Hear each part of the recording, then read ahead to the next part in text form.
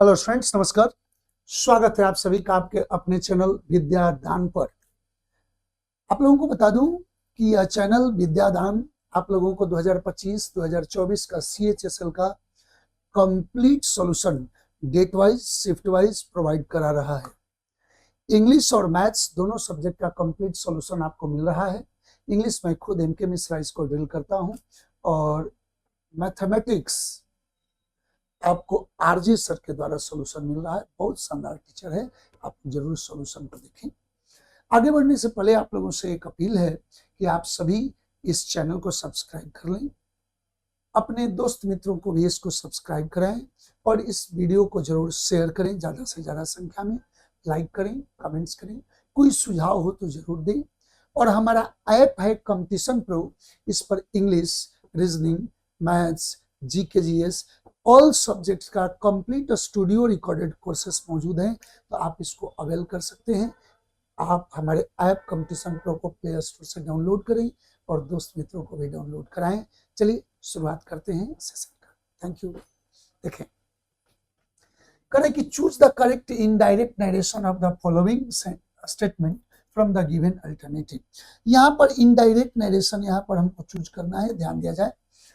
Direct दिया है तो मोहन शेड है। जैसा कि आपको ये बात पता है कि डायरेक्ट से इनडायरेक्ट में बदलने के लिए आपको 4 परिवर्तन बेसिकली चाहिए: प्रोनाउन चेंज, वर्ब या टेंस चेंज, एडवर्ब चेंज और यूज ऑफ कंजंक्शन। इसके ही माध्यम से आप डायरेक्ट से इनडायरेक्ट या इनडायरेक्ट से डायरेक्ट बना पाएंगे। चलिए शुरुआत करते हैं। यह जो सेशन आप देख रहे हैं यह CHSL का यह 21 नवंबर 2025 का शिफ्ट 1 का पेपर है। थोड़ा सा ध्यान दिया जाए। मोहन शेड कर दिए, कमा इन्वर्टेड कमा के बदले दैट कर दूंगा। आई सब्जेक्ट के अनुसार चलेगा तो मोहन ही हो जाएगा। विल को किस में बदल दूंगा तो would come to the library. This के जगह क्या हो जाएगा तो that evening. If my friend Mohan के लिए है तो हिज हो जाएगा, हिज फ्रेंड। और डज नॉट बदल जाएगा डिड नॉट में, डिड नॉट टेक मी, ध्यान दिया जाए। Did not take me के जगह him हो जाएगा to the market। अब ऑप्शन देख लीजिए।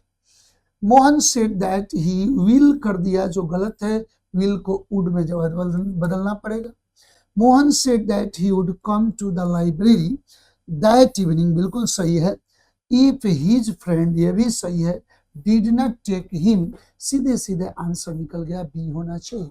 इसमें कह रहा है कि Mohan said that he would go to the library। यहाँ दिस छोड़ दिया जो कि दैट में बदलना चाहिए, यहाँ ही केम कर दिया जो कि वुड कम होना चाहिए। Answer number B. नेक्स्ट बात करता हूं। Select the option that expresses the given sentence in direct voice. यहाँ इनडायरेक्ट में है, इसको डायरेक्ट नरेशन में बदलना है। आपको ये एक बात अभी बोला हूं कि 4 ही तरीके हैं। आप 4 चेंज आप करते हैं, डायरेक्ट से इनडायरेक्ट हो या इनडायरेक्ट से डायरेक्ट हो। प्रोनाउन चेंज, वर्ब या टेंस चेंज, एडवर्ब चेंज और यूज ऑफ कंजंक्शन। यहाँ देखिए कह रहा है कि the teacher politely ask the students if they were ready for the test that day. ध्यान दिया जाए कि the teacher politely ask the students, यहाँ आस्क भी हो सकता है और नहीं तो सेड टू भी हो सकता है, सेड टू द स्टूडेंट्स।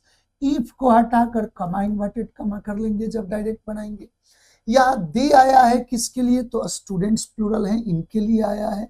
इसका मतलब है कि ये सेकंड पर्सन को रिप्रेजेंट कर रहा है, यू को। अब एक बात बताया जाए, यहाँ इफ और वेदर कब यूज करते हैं? जब कभी रिपोर्टेड स्पीच ऑक्सिलियरी वर्ब से किया गया क्वेश्चन रहता तो वहां पर कमा इन्वर्टेड कमा के बदले इफ या वेदर लगता तो यहाँ हो जाएगा वेयर को आर में बदल देंगे, आर यू हो जाएगा, are you ready for the test. और टुडे को ही दैट डे में बदलते हैं तो टुडे हो जाएगा। अब बोला जाए ऑप्शन क्या होगा तो ऑप्शन देखिए, the teacher ask the students चलेगा, are you ready for the test सब कुछ सही बनाया। अच्छा यहाँ टुडे ये भी सही है। आस्क द स्टूडेंट्स, ठीक है, ask the students are you ready for the test today, सही दिख रहा है। फिर भी देखते हैं, the teacher said to the students were you कैसे होगा, ये वेयर है तो आर को वेयर में बदला गया है, टेंस बदल के, ये नहीं होगा। फिर यहाँ कह रहा है कि the teacher ask the students were you, फिर गलत हो गया। यहाँ पर the teacher asked are you ready for the test that day, फिर दैट डे क्यों हो गया, ये गलत है। सीधे सीधे ऑप्शन नंबर कौन बनेगा, A. Fill in the blank with the correctly spelled word, सही स्पेलिंग यहाँ पर भरना है। ध्यान दे मेंटेनेंस वर्ड है, यहीं पर केवल देख लीजिए कि सही मेंटेनेंस का स्पेलिंग क्या है। तो होता है MEAINTENANCE, मेंटेनेंस जानते होंगे, रख रखाव के रूप में यूज किया जाता है। तो बोला जाए यहाँ आंसर क्या होगा, तो मेंटेनेंस का स्पेलिंग में MEAINTENANCE, यही ऑप्शन नंबर कौन बनेगा, सी। नेक्स्ट बात करता हूं, choose the suitable option, most suitable option to replace the highlighted part of the sentence। यहाँ highlighted part क्या है, highlighted तो कुछ दिखाया नहीं है, highlighted है to eat it, ध्यान दीजिए ये इतना है। The teacher gave the students extra time, teacher ने छात्रों को एक्स्ट्रा टाइम दिया to eat it during the break, उसे खाना खाने के लिए एक्स्ट्रा टाइम दिया ब्रेक के दौरान। तो ध्यान दिया जाए, the teacher give the student, सही है, एक्स्ट्रा टाइम दिए, किस लिए दिए, पर्पस दर्शाने के लिए। यहाँ टू ईट है, लेकिन ये ईट सुपरफ्लुअस है, कोई पर्टिकुलर चीज का चर्चा तो है नहीं है कि क्या खा रहा है, तो उसने एक्स्ट्रा टाइम दिया खाना खाने के लिए ड्यूरिंग द ब्रेक। तो यहाँ टू ईट डायरेक्ट होना चाहिए, option number A. Choose the incorrectly spelled, ध्यान दिया जाए, ब्यूरोक्रेसी सही है, ये सरकारी तंत्र होता है, बिल्कुल सही है, यह स्पेलिंग गलत नहीं है। गैरुलस का अर्थ क्या है, तो यह बातुनी होता है, ध्यान दें, यह बकवादी होता है। यह रिदम का स्पेलिंग गलती है, ये RHY तब THM होता है, इसमें लय होता है, ताल होता है, जानते होंगे। इसके बाद क्या है, तो ध्यान दिया जाए, एक्वाइस वर्ड होता है, तो एक्वाइस का अर्थ होता है मौन स्वीकृति, मौन स्वीकृति। हाँ, ध्यान दिया जाए, ये होता है सहमति।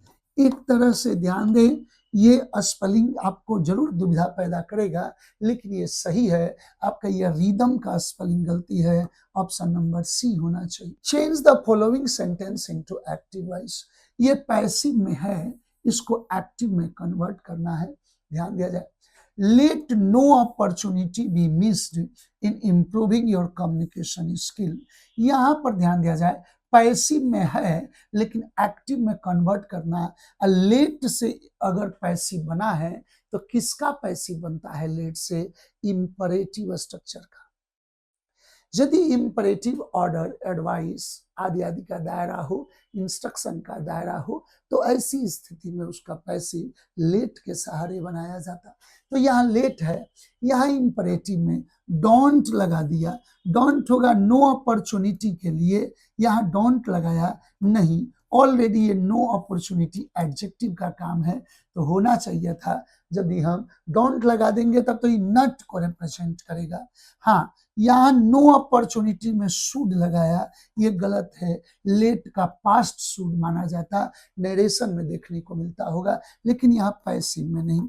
हाँ, मिस नो अपॉर्चुनिटी ये हो सकता है, यहाँ मिस वर्ब है तो हम इंपरेटिव करेंगे, ऑर्डर देंगे तो कहेंगे miss no opportunity in improving your communication skill, ये आंसर होना चाहिए। मिस एवरी अपॉर्चुनिटी कैसे होगा जब यहाँ नो अपॉर्चुनिटी है, तो ऑप्शन नंबर सी।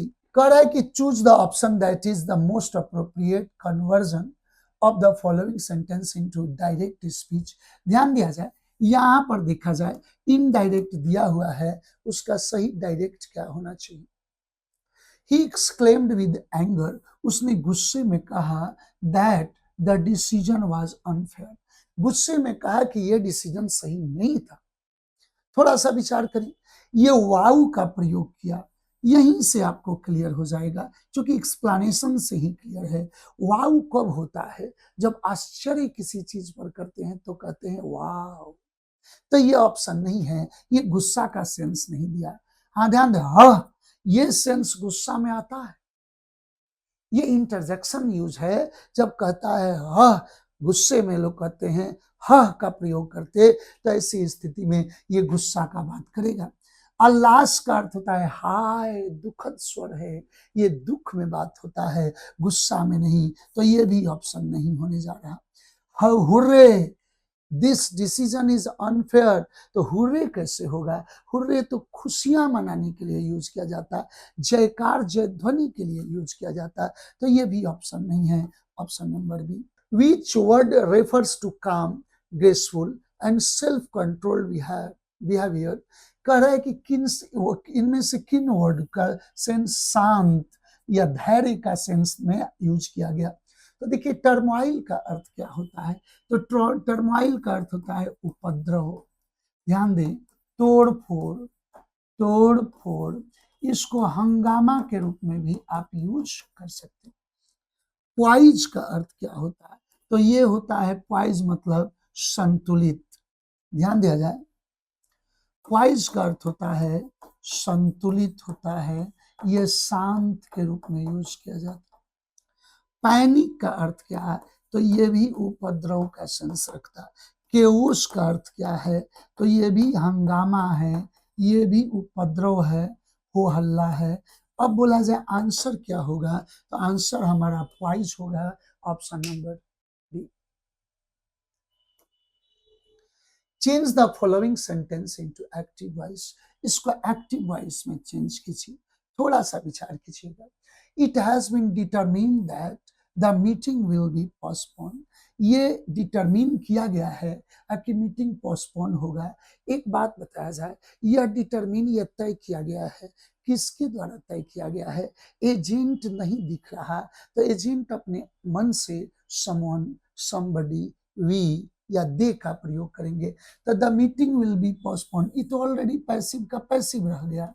नहीं, द कमिटी, वी या दे नहीं है तो कमिटी मानेंगे। सही है कि कमिटी हैज डिटरमिन, कमिटी ने तय किया है कि मीटिंग पोस्टपोन किया जाएगा, ये ऑप्शन आपका सही हो रहा है। इट वॉज डिटरमिन, ये डिटरमिन किया गया कि मीटिंग विल बी पोस्टपोन, ये भी पैसिव हो गया, ये भी पैसिव है, तो क्या ऐसा यूज होगा? ऑलरेडी तो यह पैसिव दिया गया है, तो ये ऑप्शन नहीं होगा।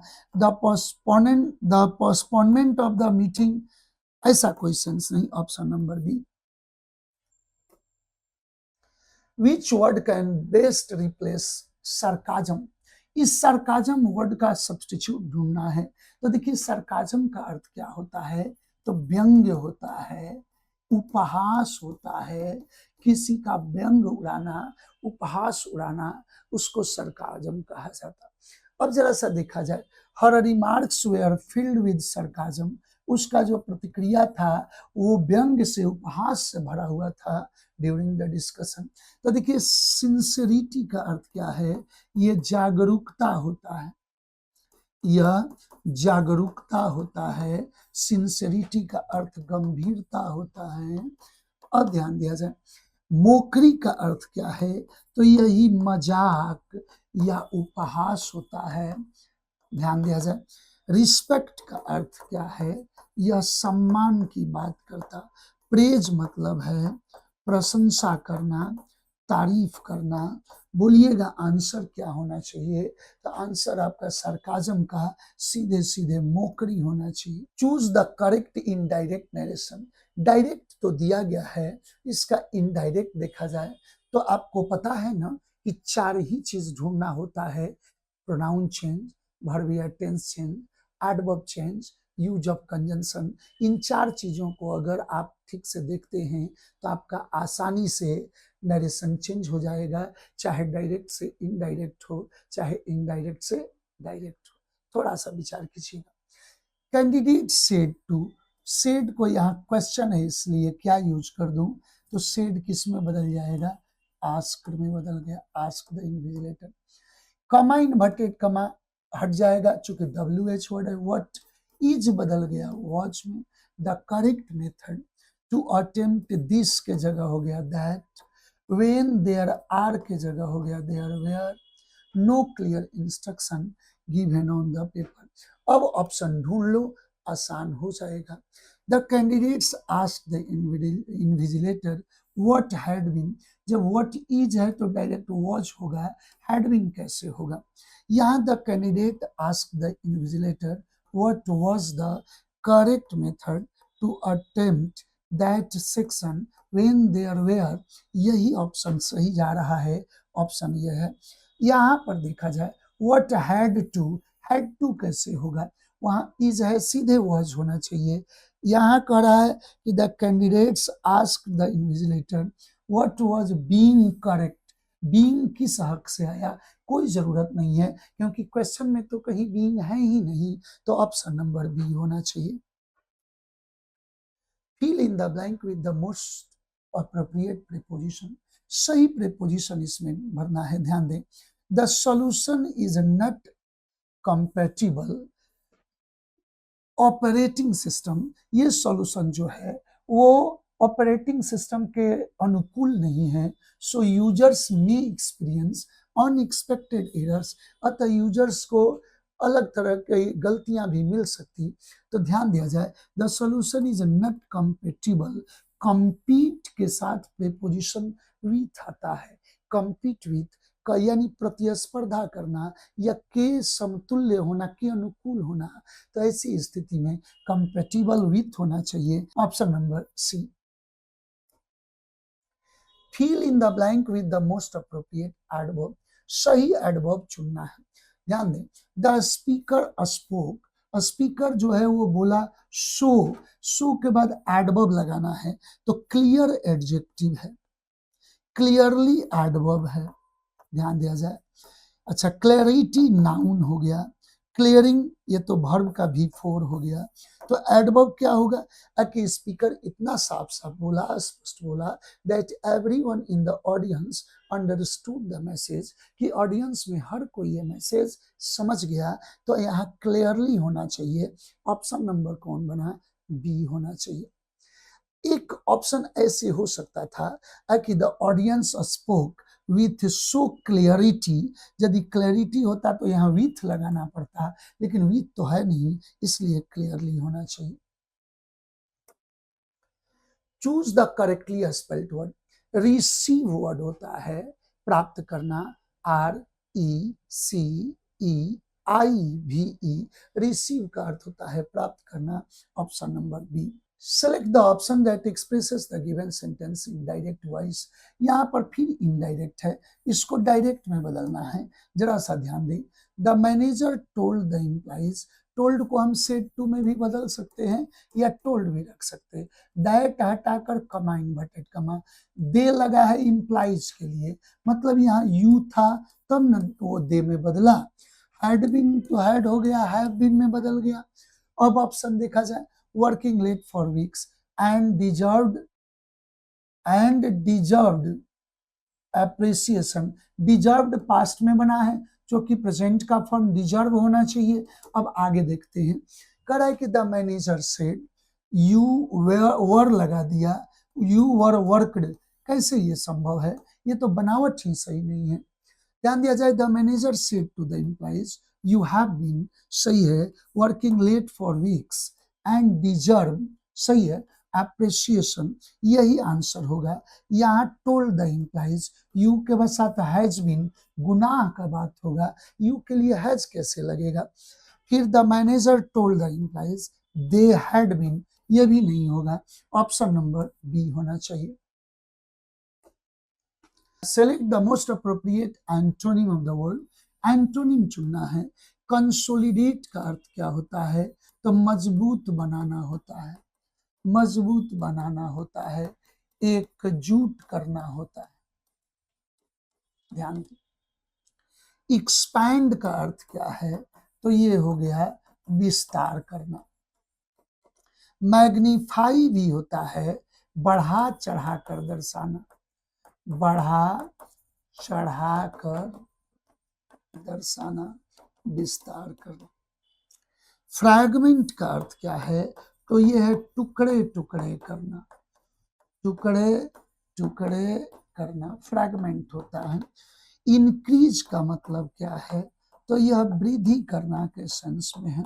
ऑप्शन क्या होगा, तो ये मजबूत बनाना, एकजुट करना, तो फ्रेगमेंटेशन होता है, आप जानते होंगे, वही फ्रेगमेंट है। Choose the correct passive voice. ध्यान दिया जाए, एक्टिव में यूज किया है, पैसिव में बनाना है। गवर्नमेंट हो गया सब्जेक्ट, आप इज टू कंडक्ट वर्ब हो गया, ए थरो रिव्यू, इतना ये क्या हो गया, थरो रिव्यू क्या है, तो ऑब्जेक्ट हो गया। अब यहीं पर बना लीजिए, a thorough review is to be conducted, तो a thorough review is to be conducted हो जाना चाहिए, टू बी कंडक्टेड। देखिए, a thorough review is to be conducted, यही सही है, of the newly proposed policy changes by the government चलेगा।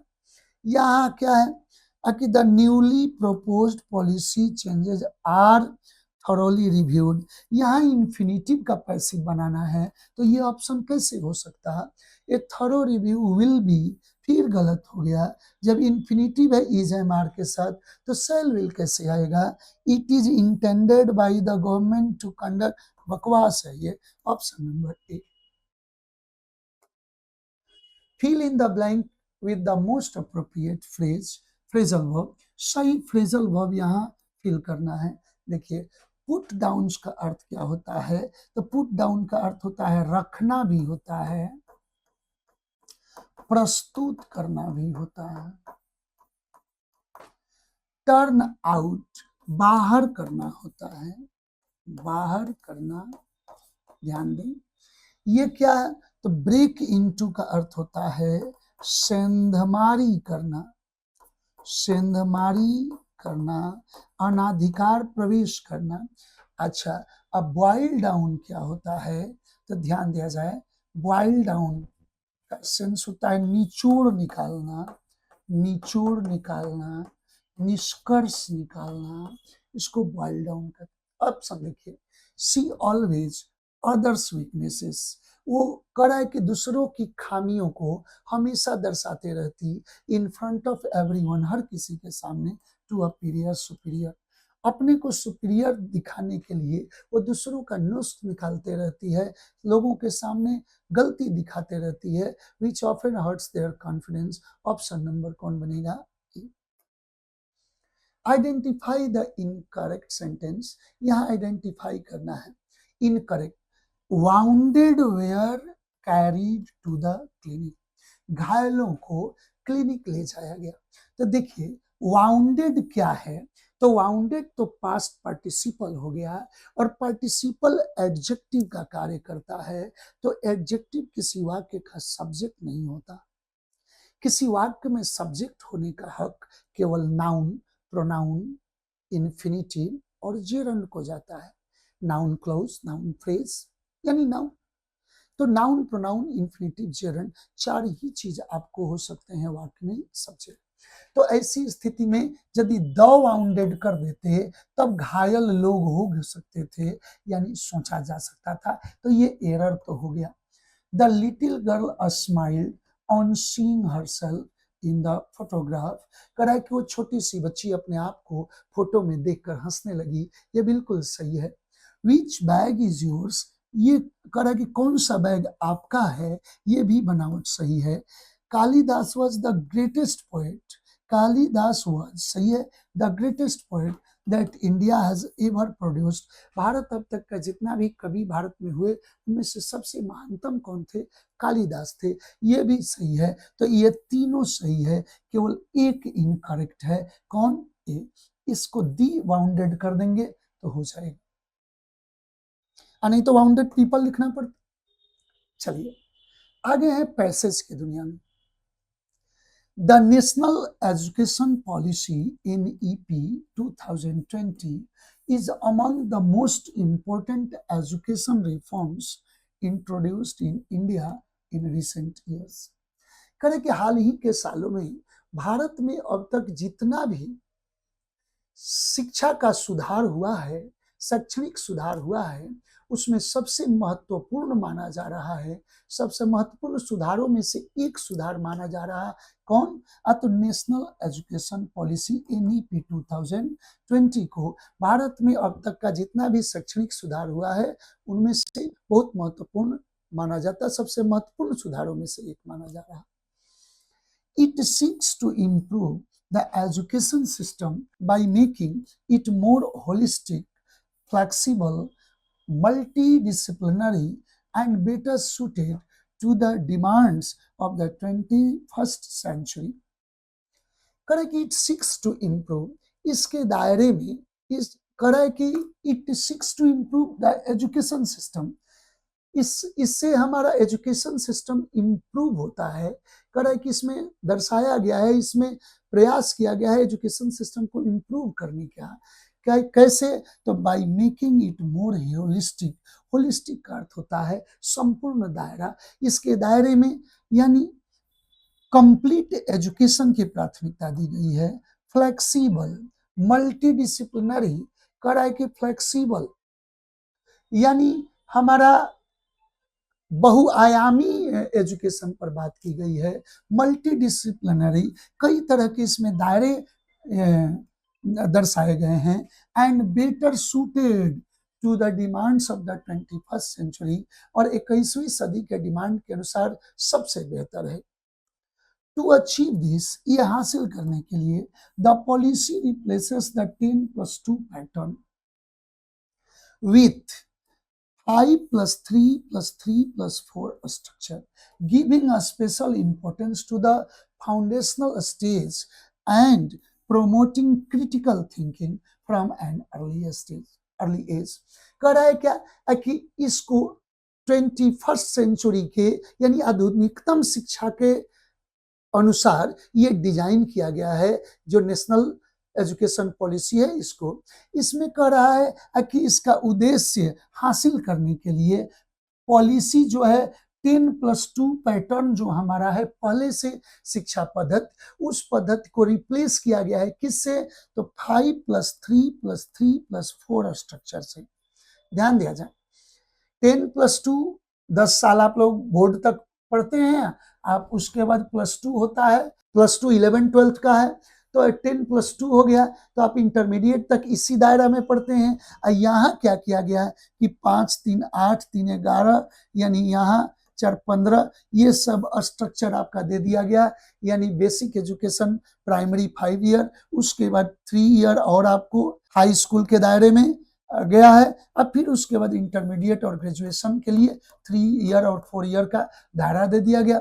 तो कह रहा है क्या कि 5+3+3+4 structure giving a special importance, जिसमें ज्यादा महत्व दिया गया है fundamental stage and promoting critical thinking from an early age. शुरुआत से ही क्रिटिकल थिंकिंग, बच्चों के सोचने समझने की क्षमता को बढ़ाने का और फाउंडेशन स्ट्रॉन्ग करने का, इन सब को ध्यान में रखते हुए ये डिजाइन किया गया है।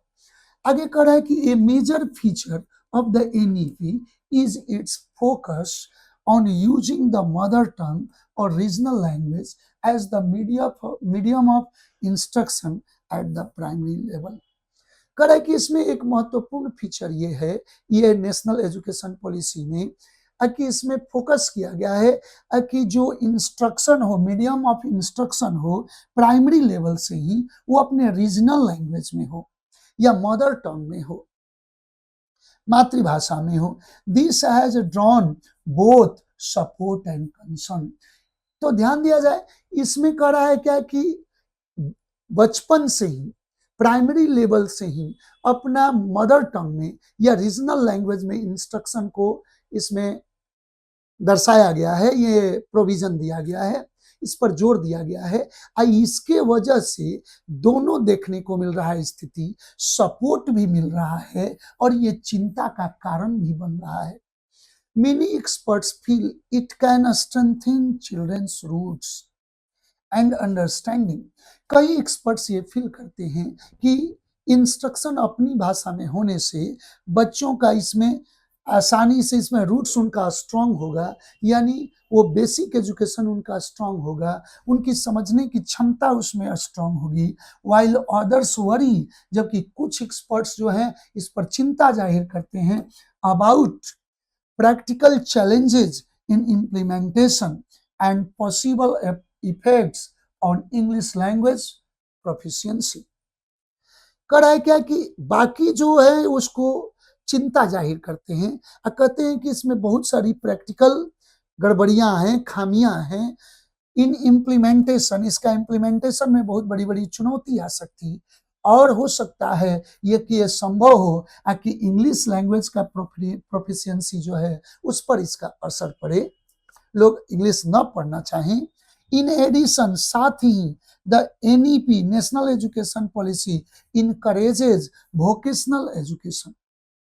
कर रहा है क्या कि साथ ही जो नेशनल एजुकेशन पॉलिसी है ये वोकेशनल एजुकेशन को बढ़ावा दे रही है, डिजिटल लिटरेसी को बढ़ावा दे रही है, एंड इंटरडिसिप्लिनरी स्टडीज, और उसके बाद जो हमारे सोशल साइंसेस हैं उन सब पर भी वो जोर डाल रही है। It aims to move away from rote learning and an exam centered approach by promoting practical knowledge and creativity। कह रहा है कि it aims to move away, ये चाह रहे हैं, इसका उद्देश्य ये है कि रोट लर्निंग, रटने वाला जो पढ़ाई है उसको खत्म करें। इसके बाद साथ साथ एग्जाम सेंटर्ड अप्रोच, केवल एग्जाम के दृष्टि से जो पढ़ाई हो रही है उसको खत्म करें, रटने का जो दायरा है उसको खत्म करें। कैसे, किस माध्यम से? अतः promoting practical knowledge, practical knowledge को बढ़ावा देकर रटने का जो दायरा है, एग्जाम ओरिएंटेड जो स्टडी होती उस एग्जाम सेंटर्ड उसको खत्म करना चाहता है, ताकि यहाँ प्रैक्टिकल नॉलेज और क्रिएटिविटी को बढ़ावा दिया जा सके। इफ कैरीड आउट इफेक्टिवली, यदि ये ढंग से लागू हो गया तो the NEP could significantly reshape India's educational landscape for future generation। यदि ये ठीक से लागू हो गया तो याद रखा जाए कि एनईपी कुड सिग्निफिकेंटली रीशेप, ये जो नेशनल एजुकेशन पॉलिसी है वो भारत का एजुकेशनल लैंडस्केप, जो हमारा जो संरचना है, शैक्षणिक संरचना, उसको पूरी तरह से बदल देगा, और ये फ्यूचर जनरेशन के लिए एक अलग दायरा पढ़ाई का हो जाएगा। चलिए क्वेश्चन देखते हैं। Which of the following sentences usage a modal verb. देखिए क्वेश्चन पैसेज से ग्रामर का अप्रोच निकाल रहा है, कैसा आपका दायरा है देख लीजिए। यहाँ पर मॉडल वर्ब का प्रयोग कौन हो रहा है? टू शो पॉसिबिलिटी, उस मॉडल वर्ब को देखिए जो पॉसिबिलिटी दर्शा रहा है। The policy introduces a new 5-3-3-4 structure in replace of the 10। इसमें तो मॉडल वर्ब है ही नहीं, तो ये ऑप्शन नहीं होगा। It seeks to reduce rote learning and exam centre, इसमें भी मॉडल वर्ब नहीं है। Experts believe it will strengthen, experts का मानना है कि ये चिल्ड्रंस रूट्स एंड अंडरस्टैंडिंग को, ये यानी बच्चों का प्रारंभिक शिक्षा को, उसके अंडरस्टैंडिंग को और बढ़ाएगा।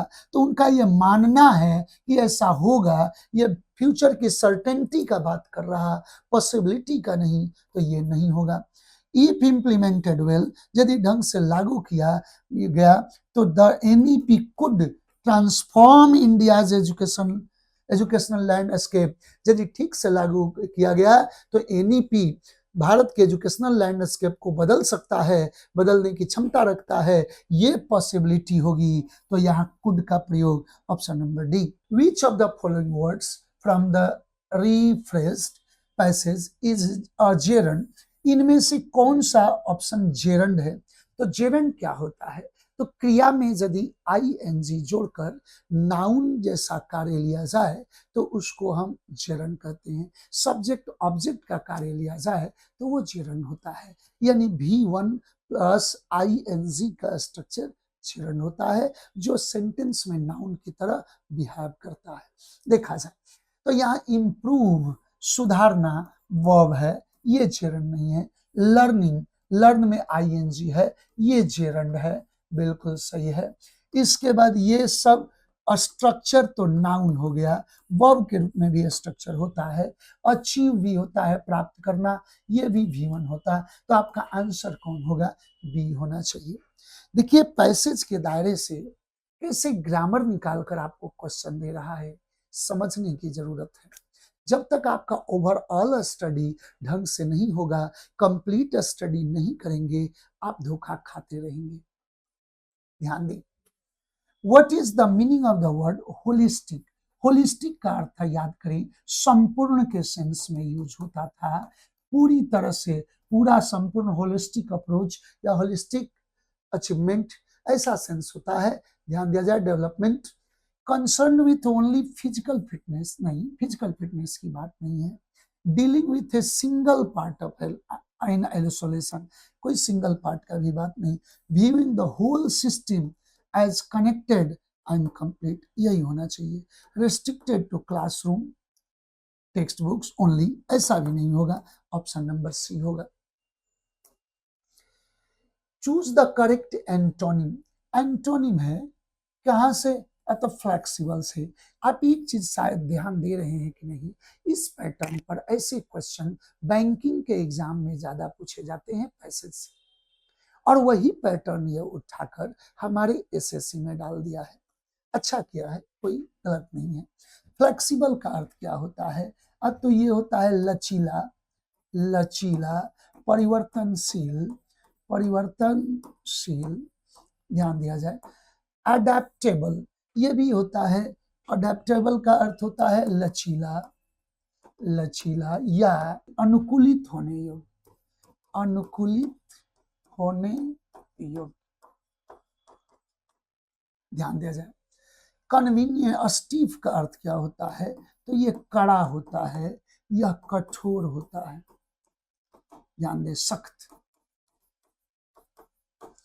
कन्वीनियंट का अर्थ होता है सुविधाजनक,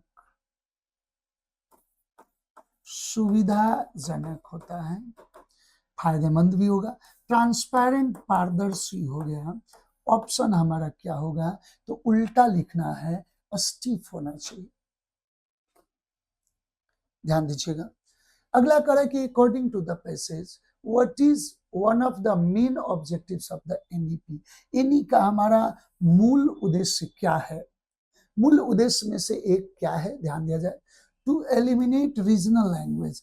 क्या रीजनल लैंग्वेज को एलिमिनेट करने का बात करता है? तो नहीं, रीजनल लैंग्वेज में इंस्ट्रक्शन दिया जा रहा है, ऐसा बात हो रहा था। To promote more rote learning, रटने वाले लर्निंग को ज्यादा बढ़ावा देना? तो नहीं। To support practical learning and creativity, यही होना चाहिए। ध्यान दिया जाए, प्रैक्टिकल लर्निंग और क्रिएटिविटी को बढ़ावा देने का बात हो रहा था। To make English the only medium of instruction, अंग्रेजी को केवल बना रहा है इंस्ट्रक्शन का माध्यम? तो नहीं, ऑप्शन नंबर सी। लास्ट देखा जाए, विच sentence contains a correctly spelled word, कौन सा वर्ड इसमें करेक्टली स्पेल्ड है? देखा जाए तो इसमें से कोई एक वर्ड होगा जो कि आपका गलत स्पेलिंग में है। द इंटर्न्स वेयर आस्क्ड, करा है क्या कि नौसिखुओं से कहा गया, जो ट्रेनिंग वाले लोग हैं उनसे कहा गया to acquire basic technical skills. Acquire का स्पेलिंग गलती है, ACQUIRE होता है। ध्यान दें, यहाँ पर अक्वायर का स्पेलिंग एकदम सही है। आगे देखता हूं, यहाँ QUIER कर दिया, ये गलत है। यहाँ पर एक्वायर में आई छोड़ दिया, गलत है। सीधे सीधे ऑप्शन नंबर कौन बना? बी। आशा है आप लोगों को सेशन पसंद आया होगा।